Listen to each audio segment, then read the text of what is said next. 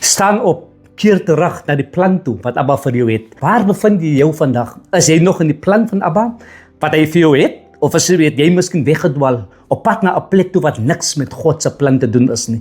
Ek ken iemand wat 'n opdrag gekry het, maar eers sy eie ding gedoen het en weggedwaal het van die aangesig van God af. Ons lees in Jona 1:1, hy sê die woord van die Here het gekom na Jona en gesê: "Maak jou klaar, gaan heen en gaan preek in die stad Ninive, want hulle boosheid het opgestyg voor my aangesig." So het die woord ook na jou en my toe gekom as disipel. So die vraag is vandag, doen ons dit? Jona het 'n opdrag gekry wat van Abba af was. Net so kry ons ook 'n opdrag. In vers 3 lees ons dat Jona het hom klaargemaak, ja, maar liewers gevlug weg van die aangesig van God af en het homself bevind op 'n plek wat niks met God se opdrag te doen was nie. Ja, ons doen dit ook vandag om weg te hardloop van God af.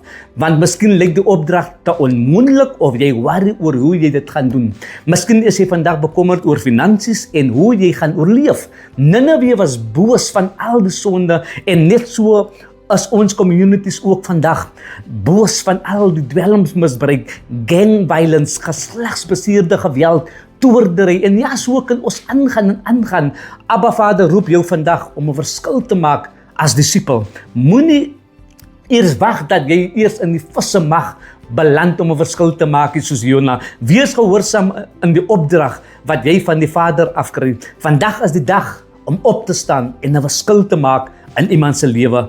En as ons verder lees in vers 6, sê die persoon op die skip: "Staan op vir Jona, roep tot jou God sodat ons nie kan vergaan nie." Kom, ons staan vandag op. Laat ons vandag ook God se aangesig opsoek, dat hy die storm kan stilmaak wat vandag in ons communities is.